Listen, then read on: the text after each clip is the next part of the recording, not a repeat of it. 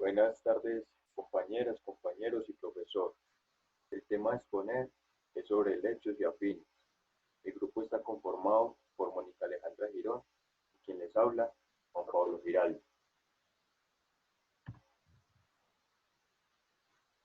Helechos y afines.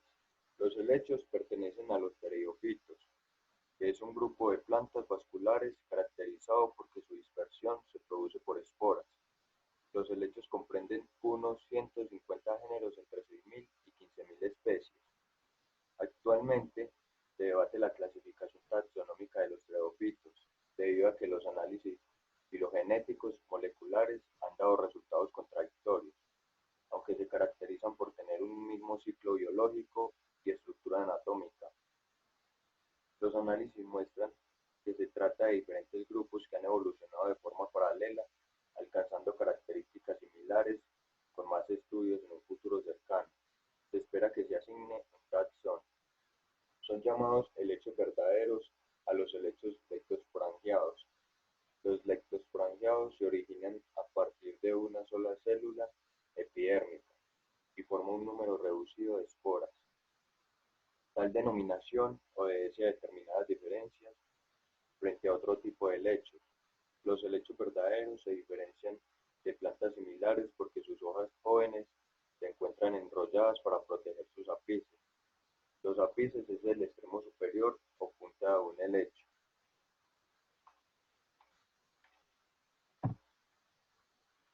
El árbol filogenético. En esta diapositiva observamos el árbol filogenético del reino vegetal, en el cual podemos identificar algunas especies de plantas. En este caso vemos que los helechos evolucionaron mucho tiempo después y ayudó a dar origen a otras especies de plantas como la florisemilla.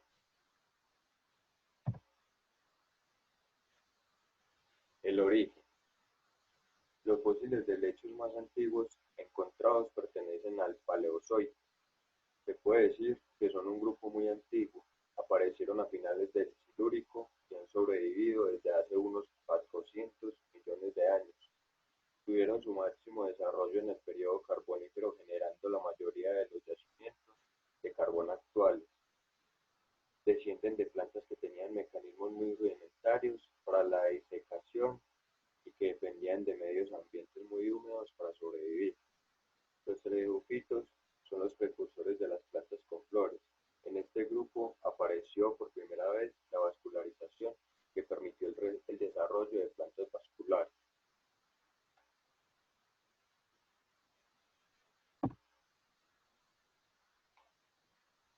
En esta diapositiva podemos observar un herbario victoriano en el que se aprecia la diversidad morfológica, en el cual mi compañera Alejandra profundizará más adelante.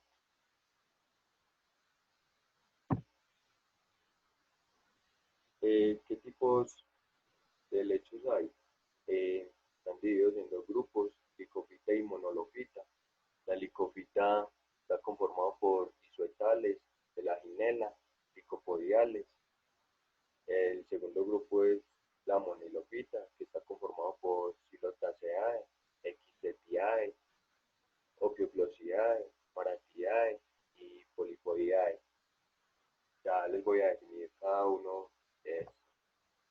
De los isoetales es un grupo formado actualmente por solo un género que comprende unas 150 especies, pero con varios géneros fósiles. Tiene una distribución mundial, habiendo en aguas dulces o suelos húmedos, aunque suelen ser plantas escasas y raras. Son plantas herbáceas poco variables morfológicamente, con un rizoma enterrado o semienterrado, salvo excepciones no ramificado, más o menos esférico, del que salen raíces y hojas lineares, generalmente caducas en la época fría o seca. La celaginela comprende unas 700 especies distribuidas por América tropical, Australia y en el sur del África. Es una planta con aspecto de musgo. La celaginela vive en cualquier ambiente, pero prefiere los lugares sombreados. Los herbáceas, raramente superando el metro de longitud, con tallos no leñosos que se dividen dicotómicamente y pueden ser erectos, colgantes, rastreros o transformados en rizomos. Las hojas tienen haces vasculares, lo que limita su tamaño, siendo en numerosas ocasiones escamosas o estrechadas.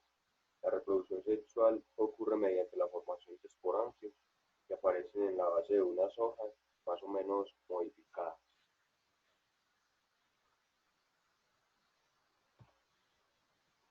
El segundo grupo son las monilófitas. Empezamos con Chilotaceae.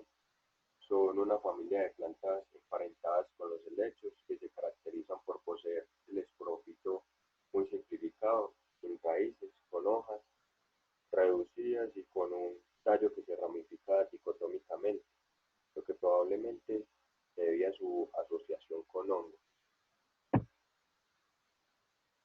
Los Echizetiae son plantas vasculares afines a los helechos que aparecieron en el Devónico.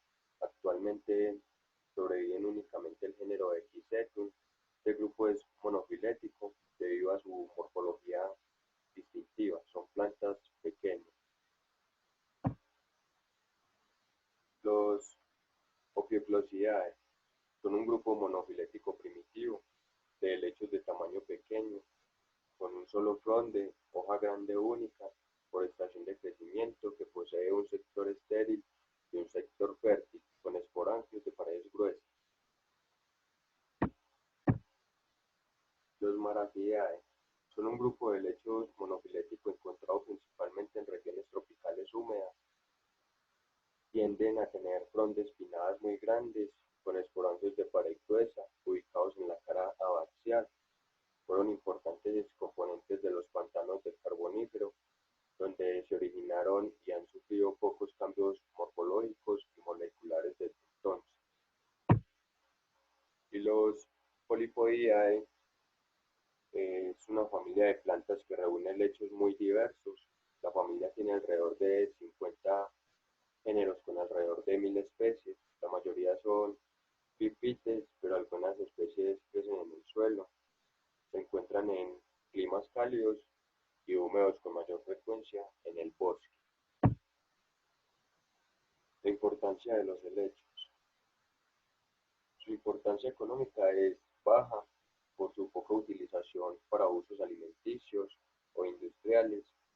El uso tradicional que se le ha dado a los helechos ha sido ornamental y en este ámbito su importancia se puede comparar con las orquídeas, las cactáceas.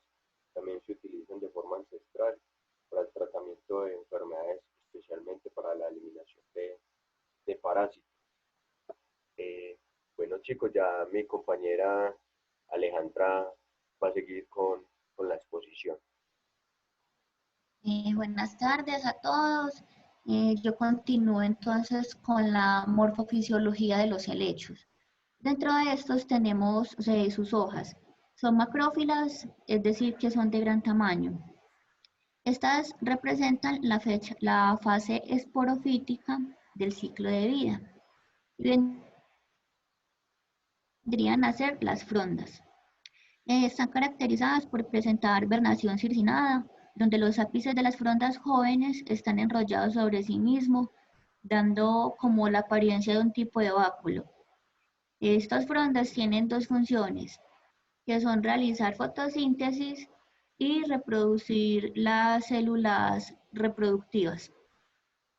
Tenemos también el rizoma o tallo. En este es de donde se desprenden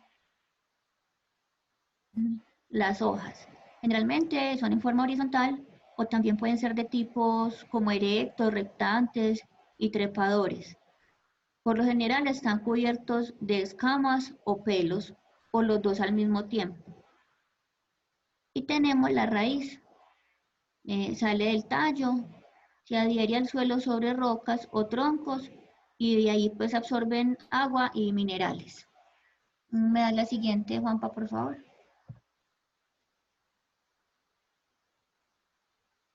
La reproducción. Acá tenemos una imagen de cómo son las frondas con las bolsitas pues, de soros. Acá en la reproducción tenemos que en el reverso de las hojas de los helechos hay unas bolsitas de color marrón y estas son las que contienen los esporangios. Cuando el esporangio madura, se abre y deja caer las esporas al suelo, donde germinan y dan lugar a una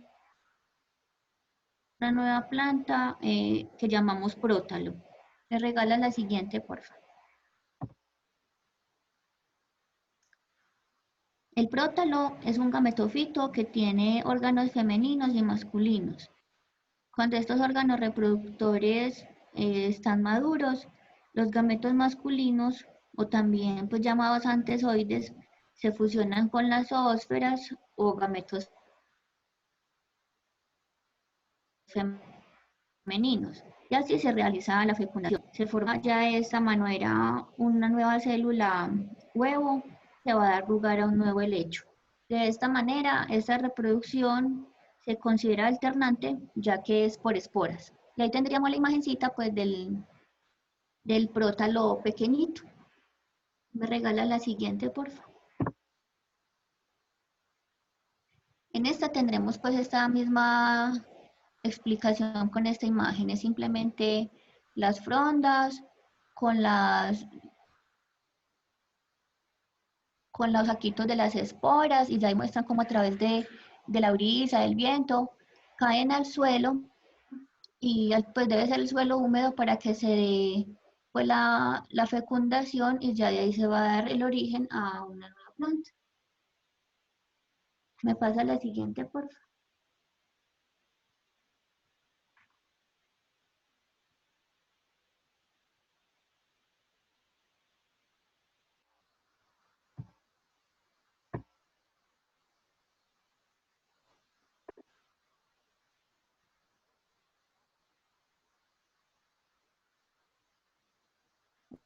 Hola Juanpa, ¿me regalas la siguiente, por favor?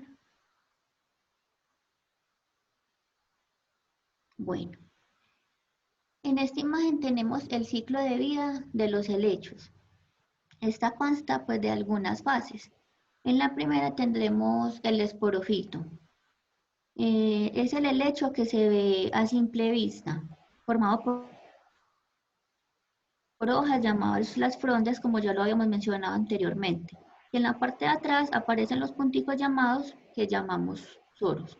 A nuestro ojo humano se ven como pequeños punticos de color marrón, pero en algunas especies del hecho no se ve porque están cubiertas por una membrana que se llama indocium. En la siguiente etapa tenemos la creación de esporas. Los esporangios son unos puntos que forman los soros y son los encargados de reproducir las esporas. Estos están cubiertos por un aro de células estériles, pero dentro de estos se encuentran las células que forman las esporas. Estas esporas se forman a través del proceso de meiosis. En la otra etapa que seguimos es el estomio. Cuando las células del esporangio están maduras, el aro estéril se deshidrata y se contrae, abriéndose y dejando salir las esporas. Ahí lo tenemos en la partecita donde se ven como las partículas se van liberando. En esta otra etapa sigue la germinación, que sería la generación del gametofito. Las esporas germinan al caer en un espacio muy húmedo y se origina el gametofito, que tiene como forma de corazoncito. El gametofito es una lámina que en algunos casos tiene rizoides. Es una estructura equivalente a la raíz mediante la cual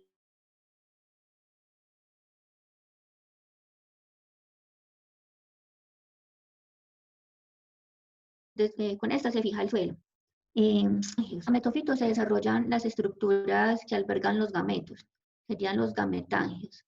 Los gametangios masculinos se llaman anteridios y los femeninos se llaman arquegonios. Entonces, los órganos femeninos contienen la ovocélula y los órganos masculinos contienen los espermatozoides. Ya así se da continuación a la fertilización. Acá lo que pasa es que los espermatozoides fertilizan la ovocélula y la unión ya forma un cigoto. El anteroidito se abre y el gameto masculino nada hacia el gameto femenino.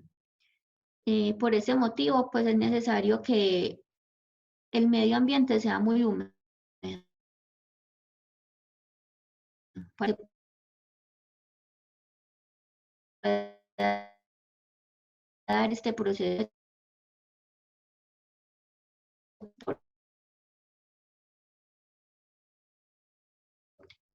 El cigoto, tenemos la creación del nuevo esporofito. El tallo, el esporofito produce raíz, tallo, hojas y se desarrolla el gametofito y este se consume y desaparece. El esporofito continúa su vida independiente. Ya entonces el esporofito es la generación asexual y el gametofito la generación sexual. Así ya pues se daría fin a esta etapa del ciclo de vida de los helechos. ¿Me regalas, Juanpa, por favor, la siguiente?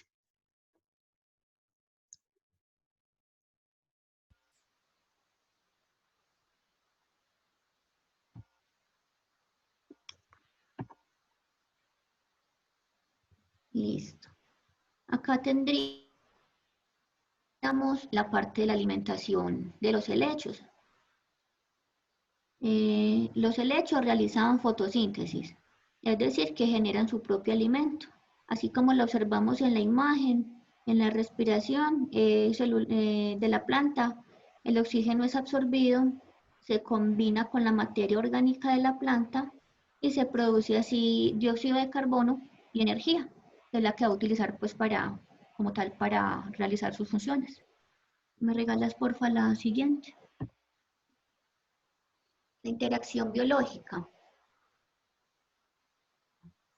Dentro de los partes de la interacción biológica que tenemos de los helechos, tenemos que es hábitat de especies de animales e insectos, también unas especies endémicas. Existen reportes también de que son habitados por algunas especies de aves. En los bosques tropicales y en los páramos, los helechos pueden albergar una gran diversidad de artrópodos. Y también tienen otros fines que es como para mitigar los efectos de la contaminación ambiental. Son muy útiles para la mitigación de la contaminación.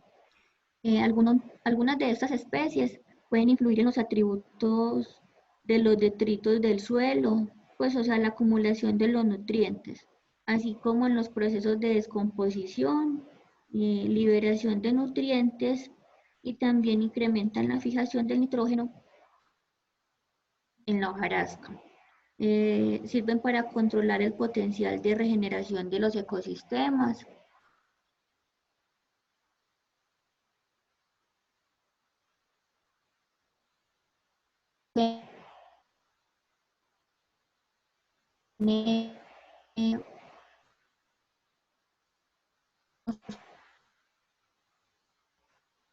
Medicinales, son vermífugos, antigripales, también se sirve para tratar afecciones hepáticas, le han atribuido también como afrodisíacos.